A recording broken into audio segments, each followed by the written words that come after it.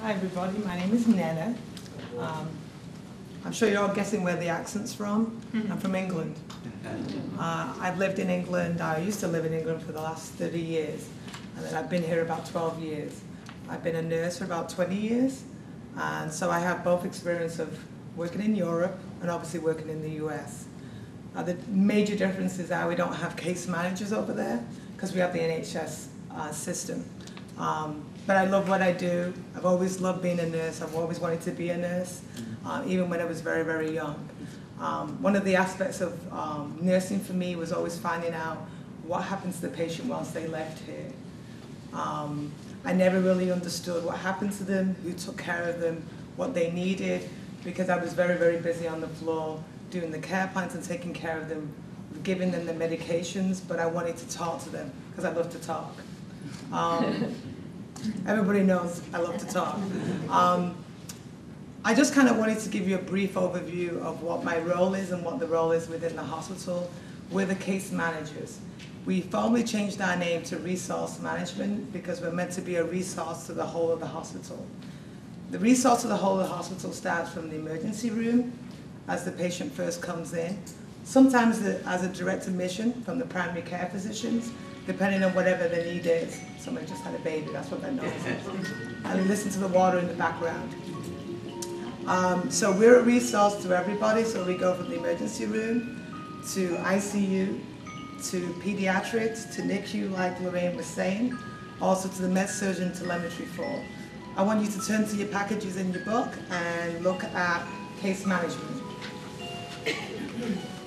And I really wanted to emphasize on what do case managers do. Case managers are recognized experts and vital participants in the care of coordination who empower people to understand and access quality, efficient healthcare. What is a case manager? Well, everybody's going to give you a different definition of what a case manager is, so I tried to break it down. Our job is to be a collaboration, and we work together with other nurses, the physicians, every person that touched that patient. That could be the family members, it could be the hospice nurse, it could be the physical therapy. We do the coordination. We do the discharge planning. Discharge plan for us starts on day 1 of admission. We're looking at what brought the patient into the hospital. What does the patient need? Does the patient need home care to go home? Does the patient need assisted living? Does the patient need long-term acute care? Where's the patient financially? Can they afford their medications? Do they need assistance with medications? That's where we would tap into our social workers. And actually, my social worker is actually in the background, and her name is Loretta. And Loretta is a social worker, and she would help them medically finding out how she can assist them with their medical need. As a clinician, myself, my other RN, and I have a social work case manager. They're looking clinically at the picture of how can we help this person better their lives. What stops them from coming back to the hospital is what we call a readmission. These people that keep coming back repeatedly for the same chronic issue. I give an example, pneumonia.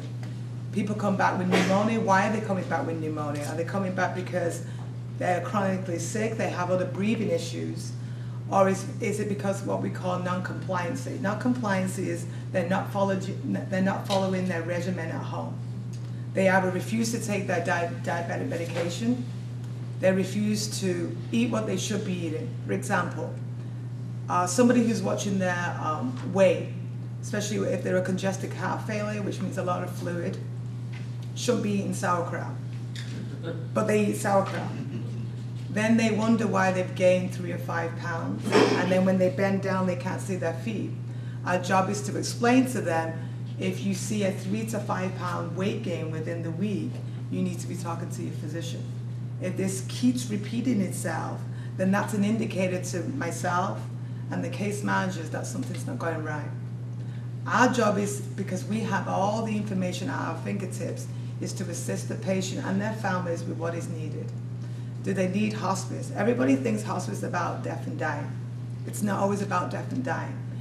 Hospice is there to provide the service, pain management, the service of coordination, the service of providing information for the patient and the family about their condition.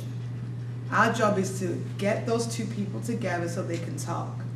Whether they choose to pick hospice or not, it's fine. A lot of the times we may call the pastors and the clergies to come in. Our goal is to find out what their denomination is and to help them. Sometimes it's the last rites. Sometimes they want to tell their clergy things that they'll never tell any physician. Our job is to tap into that and almost have a sixth sense to know what is going on. We will work throughout the continuum. I go out into the community and I'm working with the nursing homes right now. And what I'm doing is I'm explaining to the nursing homes that we're a hospital that is 24 hours a day, and that we need to take discharges on the weekend and also from the emergency room. That is a very new concept for our hospital, but we need to move people along. And that is our job, to talk to everybody from the day unit that we have to Women's Place. And Lorraine is right, we typically don't have too many people sick in Women's Place, but unfortunately we have women who miscarry. We have situations also where we have families that are not appropriately taking care of their children. So we have a social work case manager that goes in to help that family. So we would call what we call children and youth. Children and youth would come in and assess the situation of whether that is an appropriate mix. We also have families who decide that they don't want to keep the baby for whatever reason. So we have to look into adoption. We have agencies that we use throughout the Lancaster area and also in other areas that would come in and do an adoption. Adoption can be open adoption, where the mother and the father has a chance to be involved in their child's life. And there's a closed adoption, where they wish not to have any contact, and they pick and choose who they want. Our job is to get them coordinated and work in collaboration. And if there's anything you take away from this, it's about collaboration. You don't have to remember about what a case manager does, because really, every place you'll go to, you'll meet different people who tell you what case management is. Personally, I used to work for an insurance company, and I was a case manager. I worked for a skilled nursing home, and I was a case manager. I worked for long-term acute care. I was a case manager. I did home care. I was a case manager. I taught, in education. I was a case manager. So there's very, very different aspects of case management.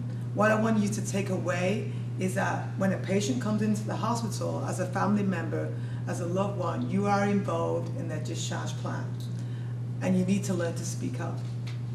If you have a concern, if you need something, if you're concerned about your loved one needing whatever equipment that's needed, we are in the area of expertise. That is our goal, to help you. And if you ever feel that you don't get that, you need to let us know, because we're letting the community down and we're letting our patients down. Does anybody have any questions? Do you meet with every patient here? Yes. Oh, you do? Yes. Goodness. Yes. Whether they're sick, unsick, we meet with all of them. Now, in Women's Place, it's a little different. If they just delivered a baby, vaginal C-section, and vaginal means down here, C-section means across here, then we probably will not meet with them unless there's a need. Like a health need, then we'll meet with them. But normally we meet with the people with the adoption or with some critical issues.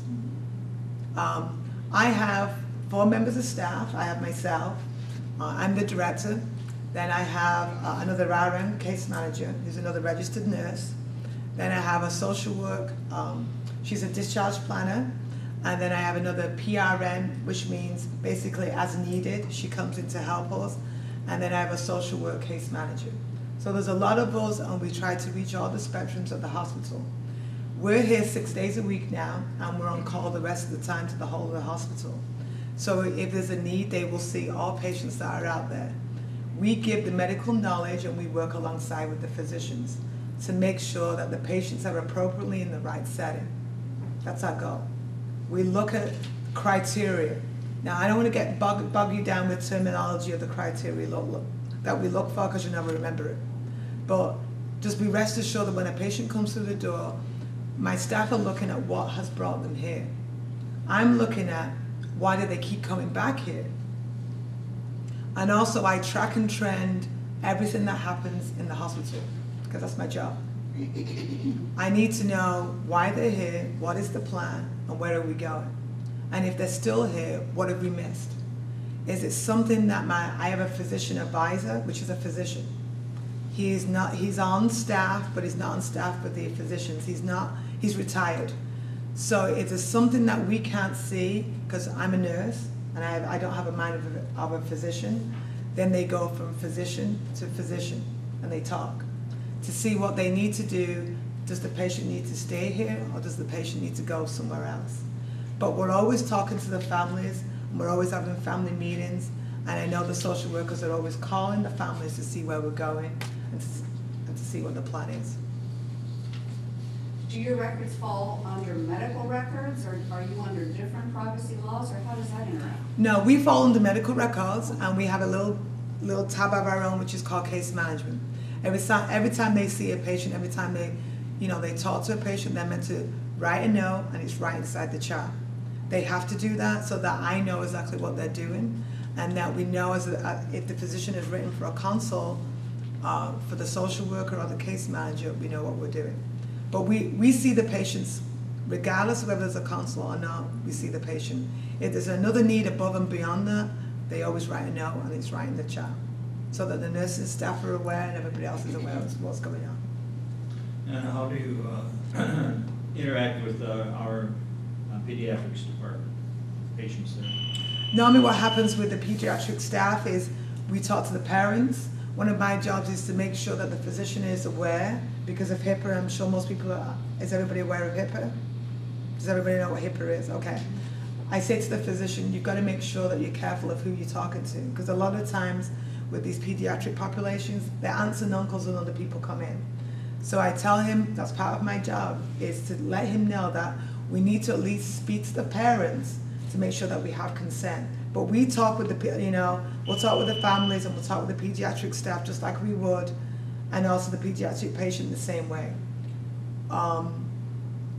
The pediatricians, and that's their names, talk to us the same way as Lorraine would say with the hospitalist and the internalist, same thing. Does anybody else have any other questions? Well, thank you so much for your time.